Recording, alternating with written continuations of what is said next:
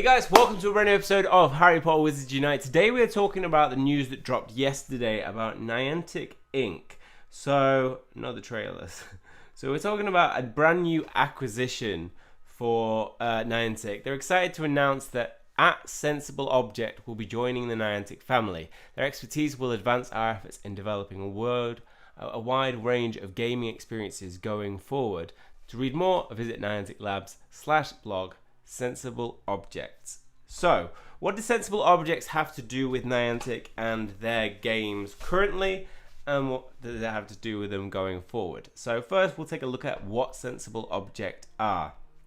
These guys are a UK-based game developing company. They've developed two games, two which look pretty fun, but have a little bit of a difference to them. These involve technology on your phone, as well as having a real life element to it.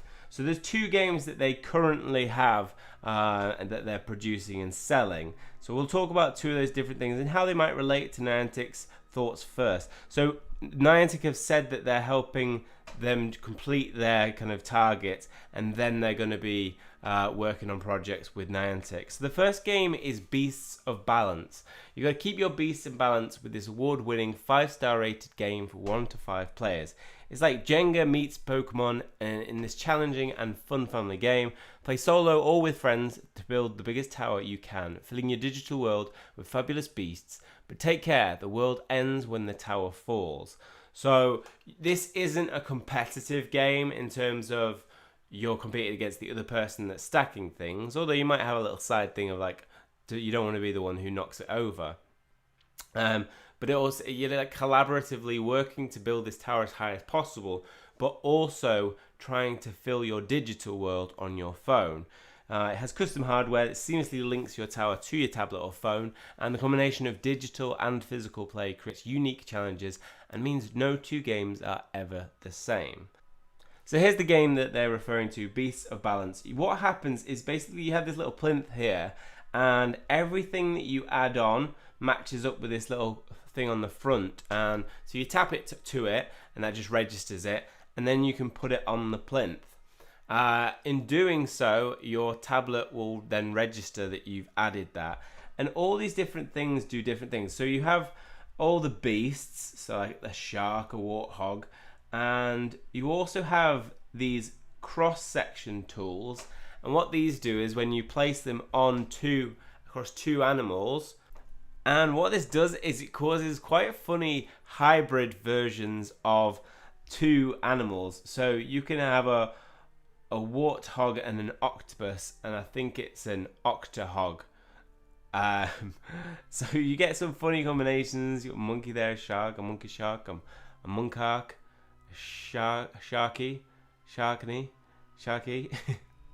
Yeah, so you get some different combinations, and you also have these other ones which have benefits for, they're basically like buffs. They're artifacts, I think they're called, and they give buffs to different types of creatures. So green is for land, blue is for water, pink is for air. Some of them have both on, so they'll both attribute to both types.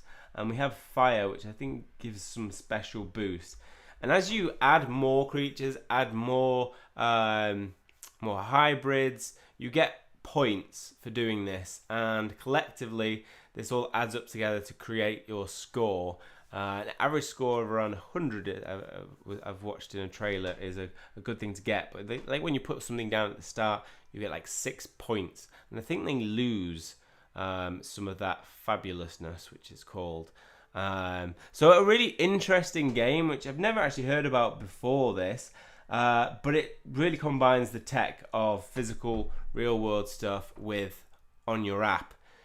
What does this mean going forward for Wizards Unite or other games that Niantic are going to be producing? Potentially, we're going to see some AR interactive things in the real world, which is exactly where this game, or where Niantic Labs need to be heading. Because if you're going to have augmented reality, at the moment, augmented reality is limited to what we see in Pokemon Go. Basically, it's this where you can put something on a screen and you can view it in your real world. But apart from that, you're not really interacting with the real world, other than traveling and walking to different stops. When you've got things like Pokemon Go Quest, when you can scan QR codes, it's slightly more interactive. But potentially this is going to be something that we see, and I love the puzzle element of it.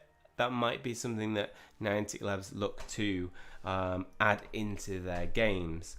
The next one is Voice Originals. It's called When in Rome, and this one looks pretty fun. It's a new series of voice-augmented tabletop games combining the best of tabletop and digital play into new experiences. Ones that have played face-to-face, not face-to-screen. The world of each voice original title is brought to life through great voice acting, thrilling music, and sound effects. Your smart speaker is your personal guide to the experience, teaching the rules, keeping track of your progress, and even helping you out in times of trouble. When in Rome is the first games in the series. Basically, the way this game works is, as you can see here, just roughly, you've got a map, and you can interact with your Amazon Echo and say, for example, I want to go to China, and it will take you there in the digital world, and you get asked different questions about some of the areas of, like, well, if you were eating sushi, what animal would you be likely to be eating? Like fish. So you get things like that related to the different culture that you're in the different countries. There are also these little I think they're artifacts or collectibles that you can get along the way that add it. And this is a competitive game, I believe. So this is something where you are working against each other to get higher scores. This really kind of rings true to what we heard around Wizards Unite, is that there are going to be some voice activated element, some interactive element of the game. How quickly that's going to be, I think this is like 1 to 2 years down the line of Wizards Unite or Pokemon Go, if they are used to integrate into the game. The reason why I say that is because we have technologies like Tonehenge, if you've seen that, and Codename Neon.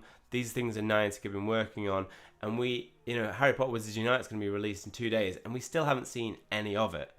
Nothing of it in terms of like voice activated things, and nothing in the way of PvP spells, nothing in the way of interacting with landmarks. Port keys are the closest thing that come to that, but you're not actually working together to deal with those. So that was technology quite a while ago, like a year to a year and a half ago. We still haven't seen it. So this is why I'm thinking whatever they're going to be working on is probably 1 to 2 years down the line. But it's pretty exciting. It's really exciting it's really an exciting acquisition from Niantic. And I'm looking forward to how they're going to integrate this into games in the future. Let me know your thoughts on this in the comment section below. How do you think they'll be used in the future for Niantic Gaming? Do you think it is actually something that we're ever even going to see in Harry Potter Wizards Unite or Pokemon Go? Or do you think this is geared towards other projects that they will have in the future? Okay, well, that's all for this one. Hopefully you guys have found this enjoyable. If you have, please hit the like button and hit subscribe if you want to keep up to date with future content. That's all from me. See you guys soon.